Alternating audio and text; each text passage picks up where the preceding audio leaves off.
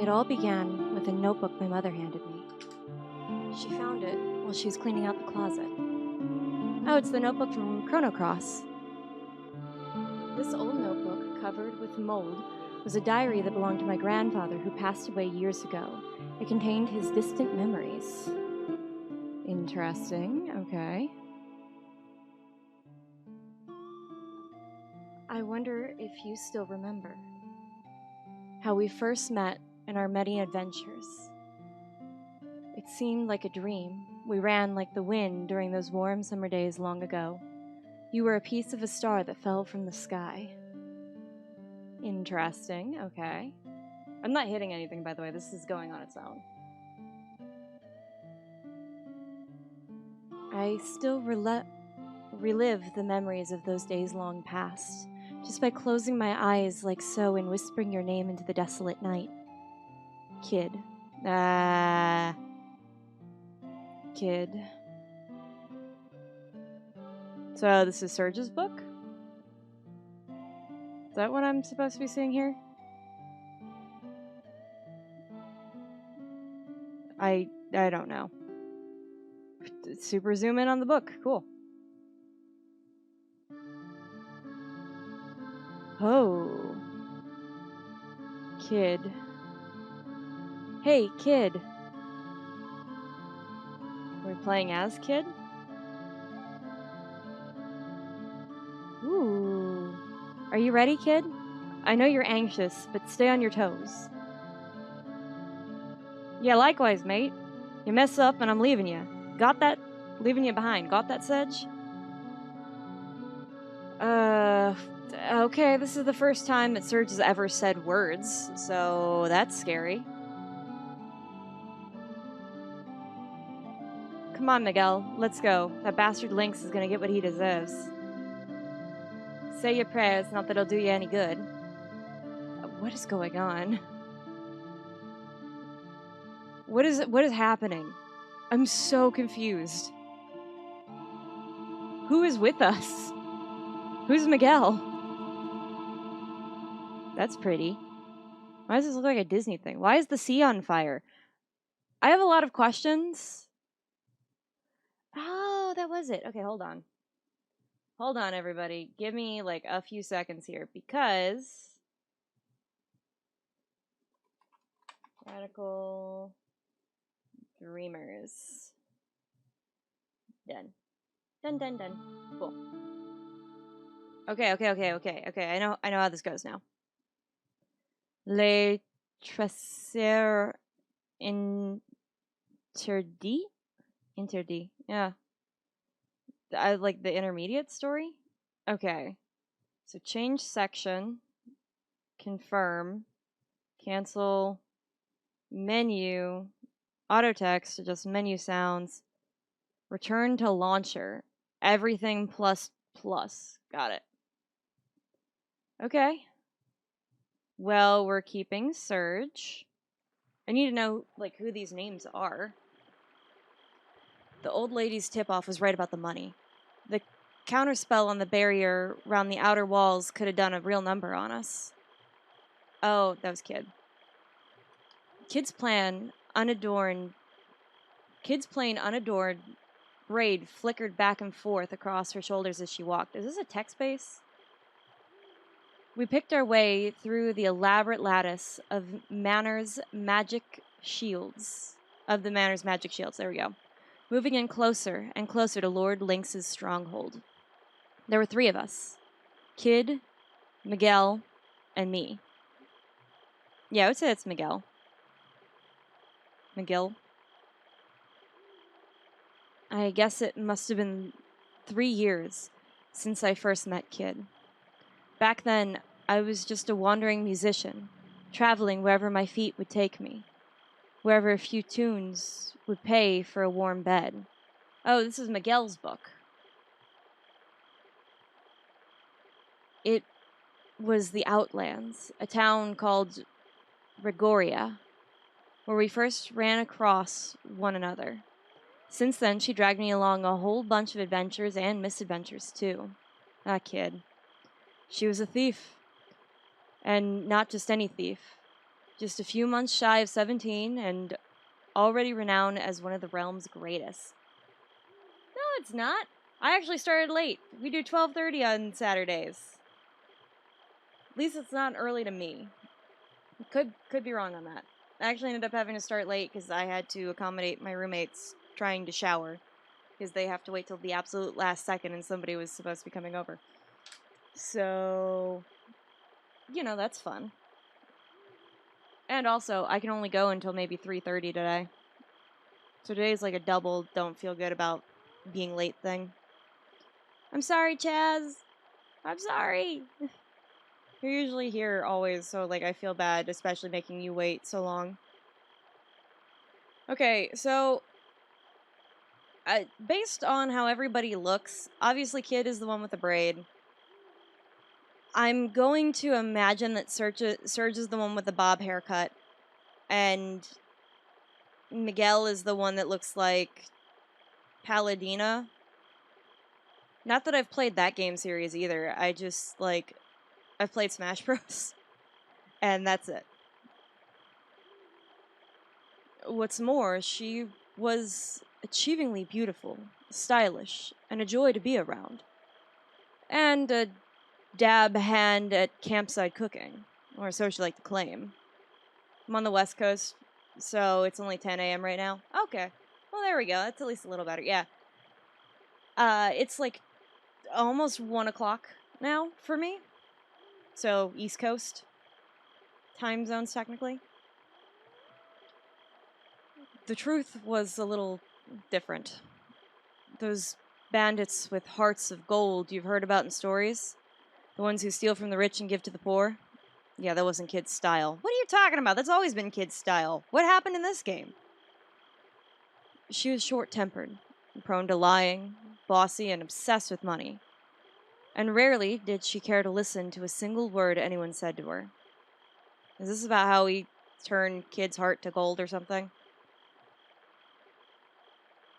Right? Well, if Serge is involved...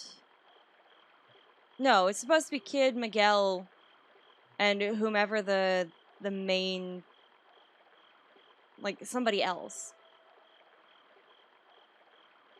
But am I Serge? I think I'm Serge. Right? I'm so... it'll come to me, don't worry. I'm getting my bearings in this new game. You're an hour ahead of Chaz? Okay, well, that makes it a little easier to follow. But she wasn't all bad. Probably, maybe. Sometimes she had her moments. Anyway, I glanced over my shoulder to see a shadow hovering behind us, blending into the darkness like smoke. Miguel, also known as Miguel the Shade. He was Kid's partner, but even after 3 years, I still hardly knew anything about him. All I knew was that he was around 30 years old and not much of a talker, but he was one heck of a mage. I heard that he and Kid started working together way before I met her. He always covered the top half of his face with a mask. Like Gobrick? The top half of his face. So his eyes? So he looks like Daredevil? And I'd never seen what he looked like underneath. He was a man so mysterious that it sometimes seemed like he was an interloper from another world. It wasn't like Kid was exactly big on details about her past, but Miguel, he might as well not have had one. And Kid didn't seem to know much about her partner in crime either. What kind of man he was, what kind of life he'd lived before, nothing. You might ask how exactly I wound up being part of this merry band. Well, it's complicated. Why did that read like a book? Why did that last part, this last sentence here, read like a book that was meant for a 12-year-old? You notice that? That's like... It's not like... It's even... It's not Rick Riordan, because Rick Riordan tries a little bit harder with his wordplay. But this reads like the book you'd find on the shelf next to Rick Riordan's work. Well, I guess you could say that life doesn't always turn out the way you think it will. It also reads a little bit like a teen drama sitcom from the 90s. Kid, who was heading our little raiding party, suddenly stopped dead. Look lively, boys. We got company. Oh, now am I fighting? Am I actually fighting, or am I just reading a book? What is this? I didn't know what we were doing here. I'm good either direction. I'm just very confused. I was sitting down to play a video game today. Here I'm reading a book. I'm fine either direction. I just want to know what's happening. We glanced around warily as cold, cruel eyes emerged from the darkness. Oh, yeah, no, hell no. Nope, no, I'm out. I'll see ya. That's all it took for me to be like, we're out. Nope. I don't even have a cat to back me up here. Even the cat left. Cat saw this and was like, nah, I'm out. What, too much? No. Sorry, I'm trying to chill my ADHD out while my brain just went misfired because of all the cat eyes. I heard a low growl. Dark shadows prowled through the night surrounding us. A pack of wild cats. I don't like the noises can leave. I don't need noises while I read my books, thank you. There must have been about 10 of them. A thrill of fear ran down my spine. Flustered, I pulled my knife from my belt. Kid calmly shifted into a fighting stance. Watch yourselves. I don't reckon these buggers have been treated for rabies. Classic games with scripts that rival most novellas. Look, to be quite frank, this definitely is way better. This is definitely way better writing quality than half of the Harlequin romances that you'll find in the back of the bookstore that nobody wants to touch that would probably get donated in like a week. A good portion was mistranslated nonsense. I see. The wildcats snarled and growled as they closed in on us, drawing the noose tighter and tighter. Their eyes glinted in the darkness like fireflies, and strings of eager spittle dripped wetly to the ground. Then one of them sent an almighty roar, soaring into the moon. The hunt was on. Oh my god, it's a text base. I see. I understand now. I know what's happening. Ah! Oh god, I didn't act fast. Think fast. Kid dived into a pack of wildcats and gave the largest number of an almighty kick in the chops. The startled beast gave a yelp, and it was sent flying. I turned to my right and see a nearby wildcat was charging towards me, its head lowered menacingly. Panicked, I tried to make a last-second dodge. Oh, but I wasn't quite fast enough. Its claws scraped against my side as it rushed past me. I winced from the pain for a moment and then turned to face my foe and readied myself. I will read all of the things in a second. I tried to use magic. I don't know any spells. The wildcat lunged at me, its jaws agape. By pure reflex, I shielded my face with my arm. Intense pain shot through me from wrist to shoulder. Ow. The wildcat tried to sink its fangs in deeper, but its grip was poor. I shook it off and gave it a kick for good measure, sending it running into the pack. Sedge, behind you! Panicked by Kid's warning, I wheeled wildly around and came face to face with a pair of eyes blazing like hellfire. I attacked? The wildcat was coming right at me. By reflex, I ducked its attack and swiped through the air directly over my head. I felt its hot breath on my cheek as it flew past me. And at the same time, I thrust my knife upward, plunging it into the beast's belly. With a horrible cry of agony, the wildcat clashed face first into the ground. But I lost my balance in the chaos and fell down in the heap as well. Well, at least that's realistic. I rolled over, and it was only just able to stagger back to my feet before readying myself for my next opponent. I was breathing heavily. The handle of my knife was slick with sweat, and I tightened my grip. With a kick like a bolt of lightning, Kid landed a clean hit on the flank of the nearest wildcat. It staggered before losing its footing, letting out a pathetic cry, but Kid had already moved in to finish it off. Then, the roar of fire, a burning smell filled my nostrils, and next to me, a shrill screech pierced through the air. Ah! Am I dead? Oh, no, okay. Miguel's fire spell engulfed the head of a nearby wildcat. It fled, darting into the darkness like an arrow. Okay. I was afraid. I was gonna die if I read anything from chat. Okay. Everyone good?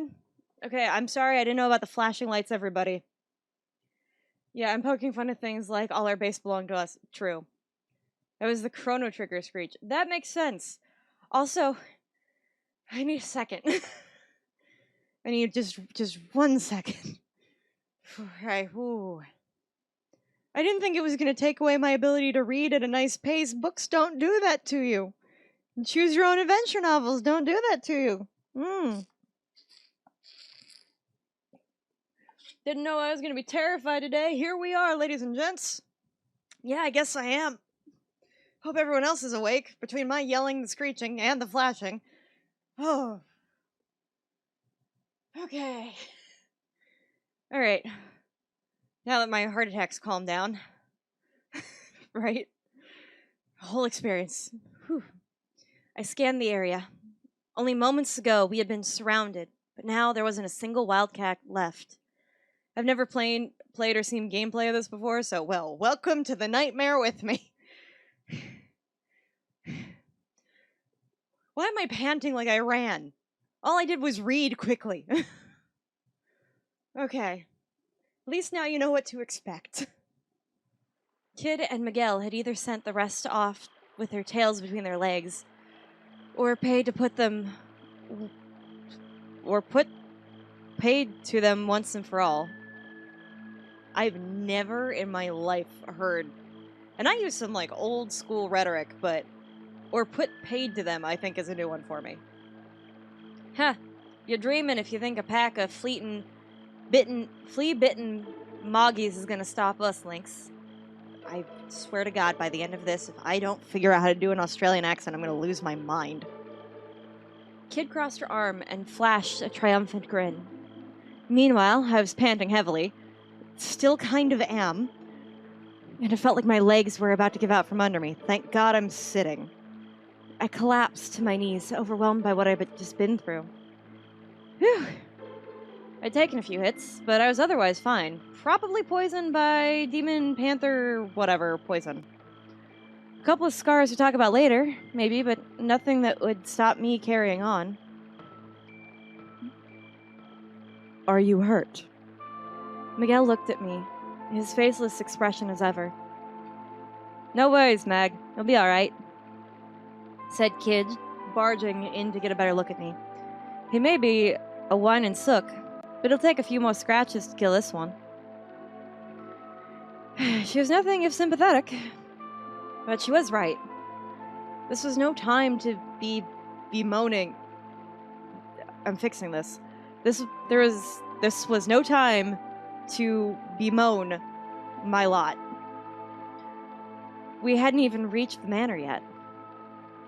I dabbed at my wounds with a tincture-soaked cloth and wrapped them with bandages. They looked up at the other two. Then looked up at the other two. Oh my God, I'm gonna have a stroke. Sorry, I'm out. You'll have to carry this on without me, or, we're just getting started. It's fine. We're good. Everything's fine. It's good. We're good. We're fine, right? We're just getting started, I grinned back, putting a brave face on things. By the way, Serge's voice is going to sound like mine, because I don't have any better voices. That's what I like to hear, Kid cheerily announced from close quarters. But then her eyes turned cold, like the cool glow of the moon in the night sky. It's going to be a long night. I nodded. It's really hard flipping between not accent and accent. I nodded, trying my hardest not to utterly lose myself in her pale blue eyes. Oh my God, Serge, you simp. Okay. All right. Let's get the show on the road. She turned away and marched off deeper into the trees, without looking behind to see if me and Miguel were following her. Miguel, of course, was already right behind her, his unhurried gait making it seem as though nothing much had happened at all. I jumped back on my feet to chase after them. I'd be in even more trouble than I bargained for if I got separated from them. Very true. True. Back to the same exact photo from before. The dark forest inside the manor's perimeters seemed to go on forever, a labyrinth of trees and boulders. Funny you mentioned choose your own adventure books. I was on YouTube on an atheist channel, mentioned those, which got me thinking about my brothers. I'm looking for loophole chapters where you get into a loop. I have only read one choose your own adventure novel before, and it was, I believe it was How to Survive the Zombie Apocalypse or something. And I think it was like by Max Brazilian or something like that. But it's a choose your own adventure novel for a zombie survival horror kind of experience. And I was reading that like in the peak of zombie time in pop culture. So that was good. I had some really good stories in there where I got like chucked off the Statue of Liberty was good. Got stoned in a friend's apartment and just waited until a copter showed up. You know, good times. The manor itself loomed in the distance, glowering over the vast grounds, and hidden within was a veritable mountain of treasure just waiting for us. Lord Lynx was the noble who ruled the remote territory of Regoria. He was also Kid's mortal enemy. Are we in a parallel universe? What's happening? We were there that night to steal a certain jewel that he kept locked away in his most closely guarded vault, the Frozen Flame. The Frozen Flame was veiled in mystery. It was said to be imbued with an uncanny energy and possessed of a beauty and clarity that made it a priceless treasure. Countless thieves had tried to steal it, and not one of them had come close to succeeding. Nor had any of them escaped the manor alive. And now it was our turn to try and sneak into this place of death, led by a girl who had an ambition to make the impossible possible, a hunger for vengeance that drove her onward, and a desire for riches that could never be satisfied. And we passed through the tree-filled darkness. The shadows gave way at last, revealing the true extent of the vast mansion. Come on, do a pan up. Yeah, pan up. There we go. It's like really dark in the background. But okay. Finally, say your prayers, Lynx, because we're coming for you. My brothers had numerous ones, one with vampires, one where you could choose to hide in a closet. In turn, woke up in our bed at the beginning of the book. Oh, I like that. We'd specifically look for loopholes. Oh, I like that. That would be nice. Keeping the overgrowth and the shadows of the trees, we made our way around the manor walls in search of means of entry. I think the cat just knocked something down that she's not supposed to be in. Eventually, we came to a terrace overlooking the garden. Okay. It's the same exact image. Why did you... Whatever. There was no sign of any guards nearby. The only thing surrounding the manor was an uncanny stillness. This will lead us straight into the west... Oh. Yeah, this is him. This will lead us straight into the west wing. Just as well, we don't have any business in the rest of the manor tonight, said Miguel, gazing up at the dark building towering over us in the night. All right, then what are we waiting for? With that, Kid made to vault over the railing of the terrace. Stop! Miguel hissed sharply. Remember what we're here for. Our main target is the vault and the frozen flame within. We focus on this above all else. Your vengeance is of secondary concern. Agreed? Glancing over her shoulder, Kid replied with a reluctant, Yeah, don't get your knickers in a twist.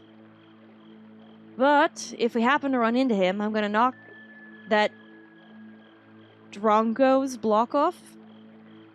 Neither you nor anyone else is going to stop me. I worry about her. Okay. I guess Kid is going to get her way whether we like it or not. Let's go, boys. The night's young. She cleared the railing with a springly hop and vanished inside the manor. I glanced towards Miguel and nodded in silence. We followed Kid's lead. and were soon inside Lord Lynx's lair. The darkness swallowed us whole. Great, we're gonna die, aren't we? I have a feeling we're gonna die. A corridor stretched off to the left and to the right of the terrace.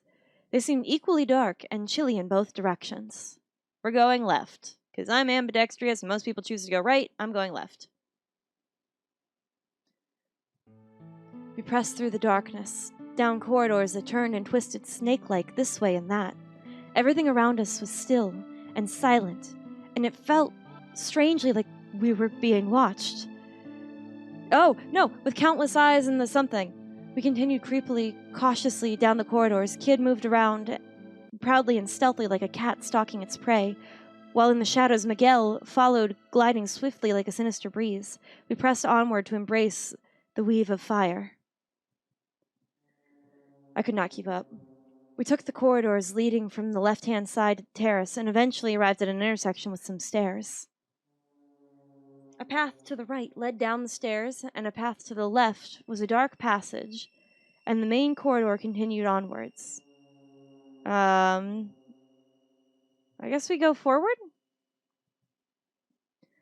We pressed onwards towards the main stairs, and the side passage emerged into the main corridor. We found ourselves in front of some ornate double doors.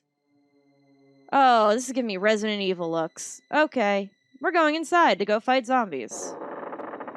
Yep, that's some Resident Evil stuff right there. Kid gently pushed the heavy doors open and peeked inside. Doesn't look like there's anyone in there. I have to keep my water bottle ready. It seemed to be the main hall of the manor. Oh, yeah, this is great. There was a massive table, beautiful decorations on the walls, and thick columns decorated with sculptures of birds and beasts.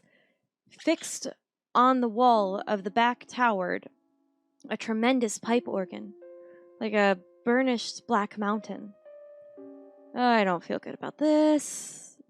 Dozens of candles provided a dim, flickering light, sending the corners of the room dancing in and out of shadow. Several enormous portraits glowered down from high on the walls. Were these members of Lynx's family? What alternate world are we in? I was busy staring at a painting depicting a young husband and wife when I realized their eyes had turned to look right at me. Okay, they hadn't. Don't worry, this isn't about to turn into some dumb ghost story. It just looked that way because of the way the flickering light of the candles reflected against the glossy oil paints. Obviously. Probably. This place gives me the creeps. Oh, this is probably her. This place gives me the creeps, and a load of these ugly mugs. There's nothing here. There's nothing for us here. Let's look somewhere else. Neither Miguel nor I had any objections. We left the hall and returned to the corridor. Eventually, it led us to an intersection. There were stairs going down to the right and a dark side passage. If we kept on straight, we'd be back on the terrace. I'm glad that they put that explanation in there. Let's go down the stairs. We slowly crept down the staircase, descending deeper and deeper into the darkness as we went. At the bottom of the split path, there was a way to the left that continued to the atrium that resembled a sort of plaza, while the path to the right was a winding passage that trailed off into the darkness. To the atrium, I guess? Kid poked her head through the arch-shaped doors and looked around. Huh. It's big in here. Must be some kind of hall. We took another cautious look around, then entered one after the other. Oh, that's horrifying. Okay. The atrium was like a beautiful plaza, complete with a statue that doubled as a fountain. Pillars and arches lined the walls, and in the center was a small pool of clear water, above which the statue stood. On the other side of the room, I could see another arched entrance like the one we had come through. Oh, that's cold. Kid was scooping water from the fountain. I moved her over, resting my hand on the edge of the marble basin, peering into the pool beneath. Shadows flickered under the water's surface. You reckon those fish are rare, as in valuable? Kid leaned over the edge. I could see the bottom. I wondered how deep it was. The shadow of one of the fish grew larger and larger. Whoa! Sensing danger, Kid leapt back from the edge.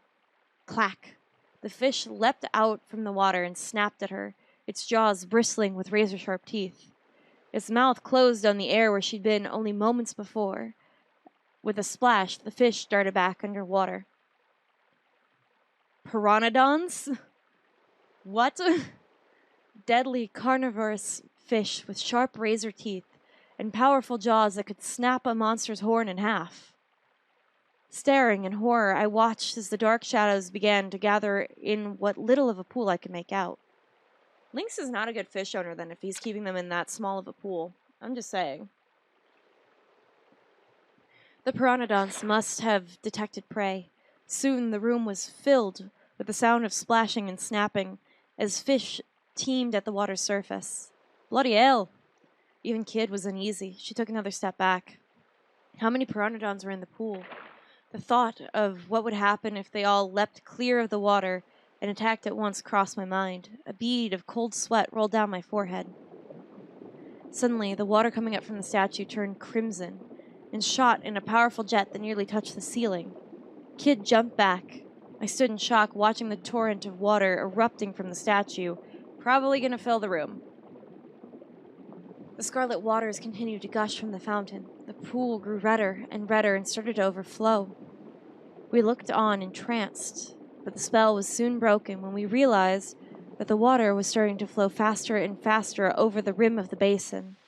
Piranodons began to jump and snap at the water's surface with a bloodthirsty glee. I was brought to my senses with the Oh, God. Rush to the exit on the other side.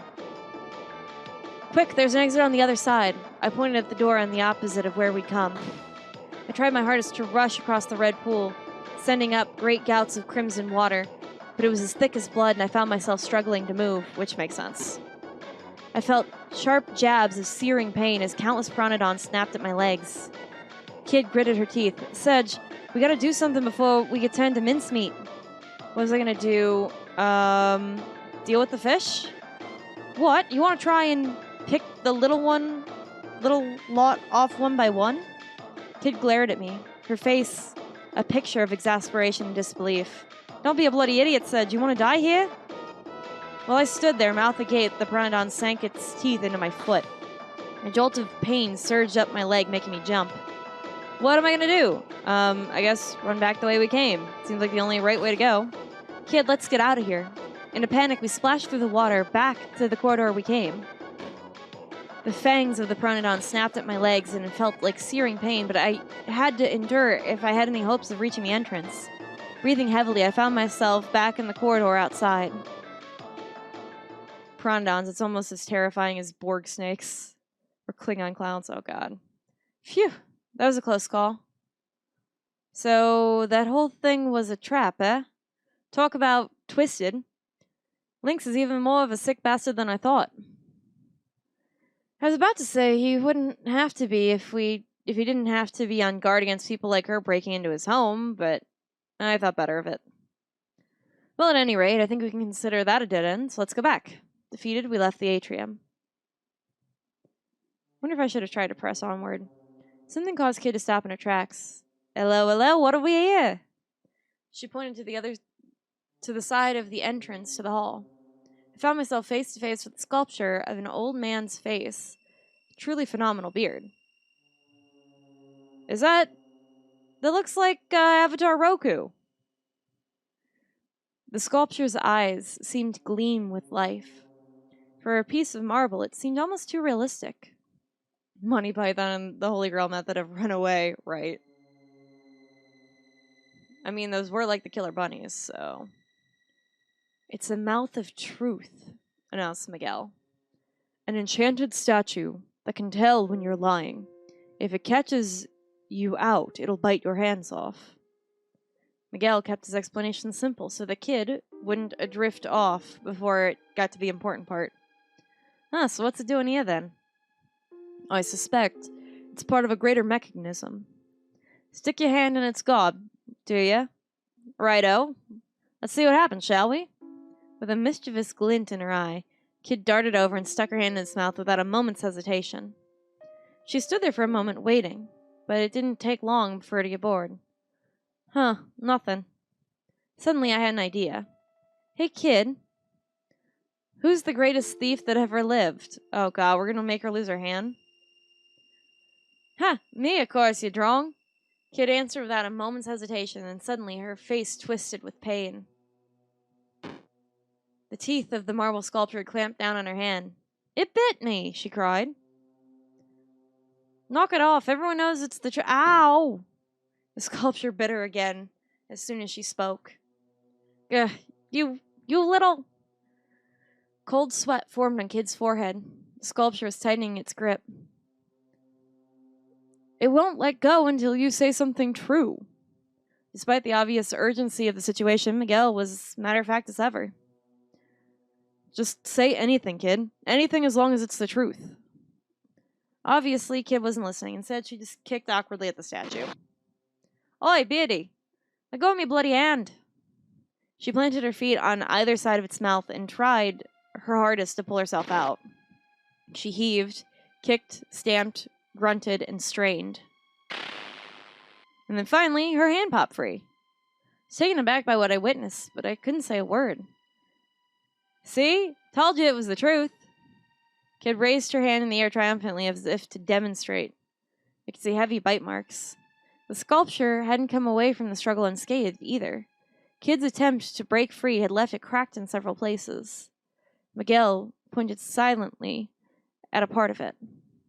I went to take a closer look and saw a pale, flesh-colored tongue. I expect you're supposed to put something there, commented Miguel. Something? What exactly? Kid stood there for a moment, lost in thought. Then she started to unload all the knickknacks she'd been carrying. Also, by the way, good on you for beating Ghostbusters. It was a strange collection of odds and ends, pulled out from her pockets, her boots, and even her braid. All right, Serge, now it's your turn to have a go at the stupid statue. Oh, right. All right, Serge, now it's your turn to have a go at the stupid statue. Kid grinned. I accidentally hit the button before I read the thing. I guess she decided whatever further horrors the statue had in store, she'd rather not face them herself. Nice, kid. Real nice. Grumbling to myself, I reached out to pick an item, and I chose small silver mirror, a file, centipede, tube of lipstick, dried grapes, length of fine thread, sizable picture, Valium scroll. I picked up a peculiar piece of parchment. Bracing myself, I shoved it into the mouth of truth. Ha-ha, nice one, Mr. Master Thief. You think it's a magic scroll or something? Oh, Mr. Master Thief, you think it's a magic scroll or something? Kid doubled over with laughter. I guess it didn't work. With a sheepish chuckle, I pulled it out again. Oops. My hand slipped and the scroll unfurled. It was filled with strange symbols. Noticing the confused look on my face, Miguel spoke up. It's a decorating chart, used for the Imperial Guard's field reports. Huh, well, it's gibberish to me. Wouldn't be much of a code if it wasn't, would it? Kid muttered witheringly. I was too embarrassed to reply. Once I clawed back some of my pride, I attempted a recovery. You'll have to walk me through it sometime. She pouted and looked away. So you can't read it either. Boy, I can pick my moments. Fine. If you're not going to take this seriously, we're leaving you behind. Sometimes she could be as cold as ice. Look, I was being honest. I thought that would work. I'd really done it now. She made to leave, but I grabbed her gently by the shoulder. Look, I'm messing around with you. I'm not sure this next idea is going to work. Huh. I'll believe it when I bloody well see it. Kid didn't seem convinced. The stakes were high. I looked at her collection of knickknacks again, and I chose... let's try the silver mirror. I took the small silver mirror. The sculpture stared impassively, its marbled beard still commanding my attention. I stuffed the mirror into its mouth. Didn't seem to be the right item for the job. I don't see any cavities. Yeah, very funny. Now give me my favorite mirror back, before that thing chomps it to pieces. She lost her patience and snatched it off me. It's a rather nice mirror. I pictured her gazing into it as she braided her hair. Do you want to try something else?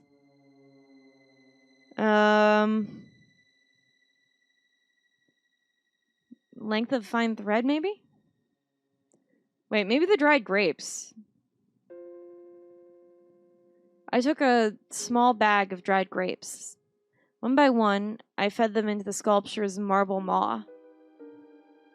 Munch, munch. It actually ate them. That's enough, Sedge. Those are emergency rations you're wasting.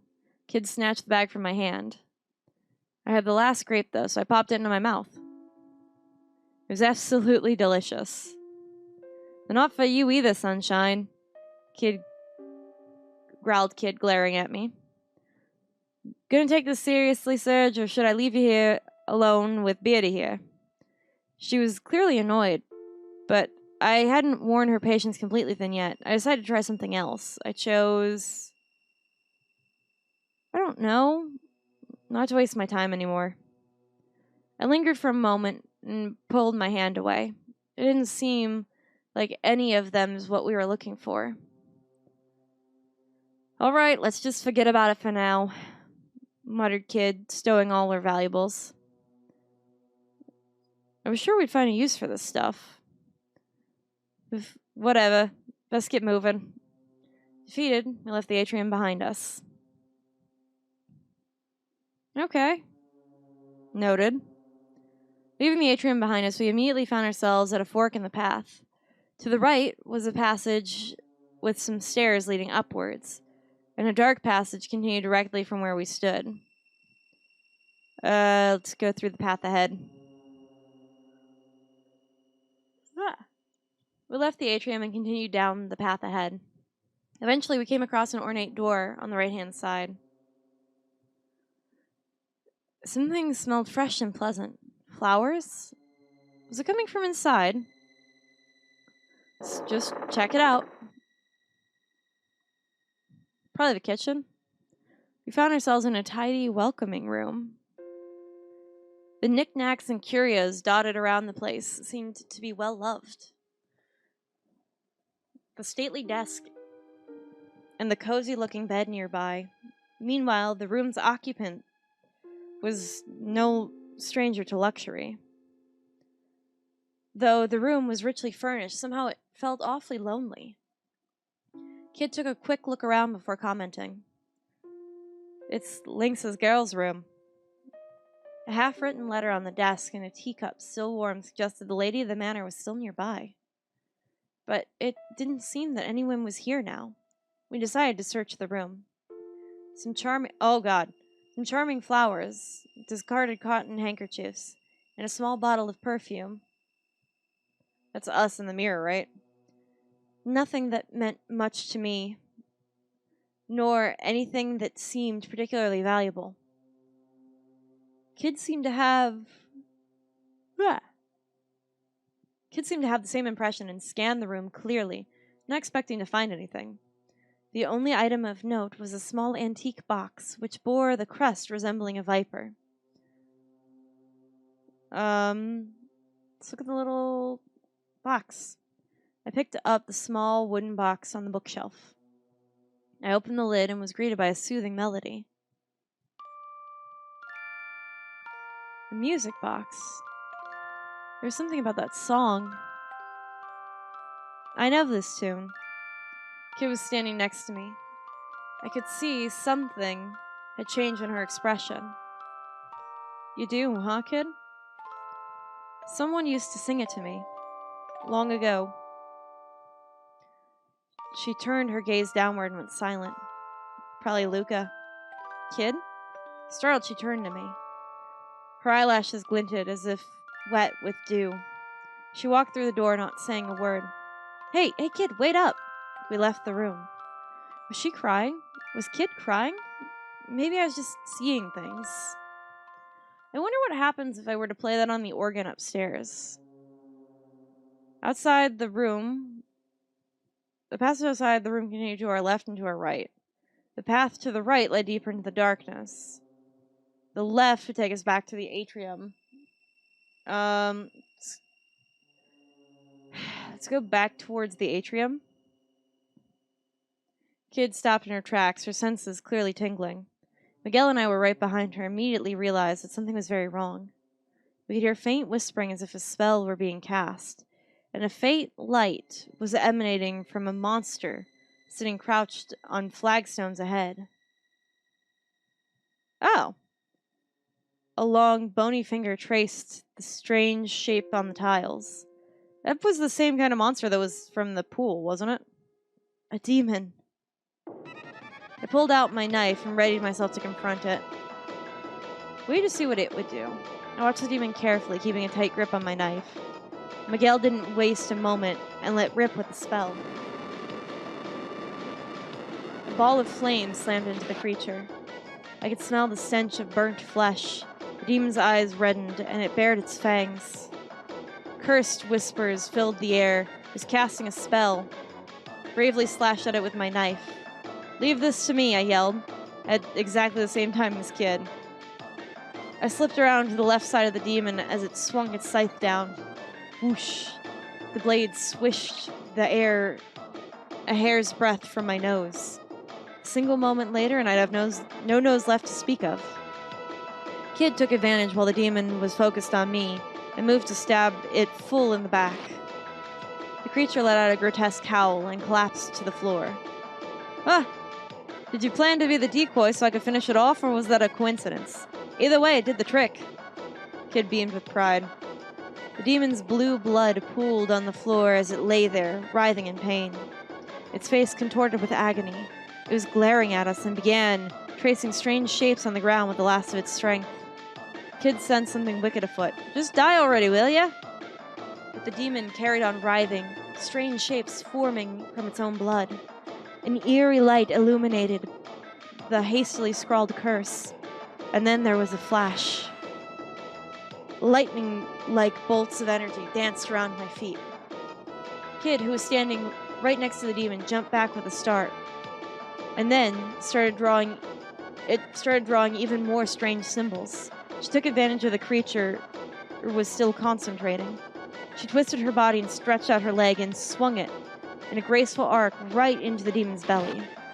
With a final gasp, it collapsed on top of the unfinished text, and at last it lay still.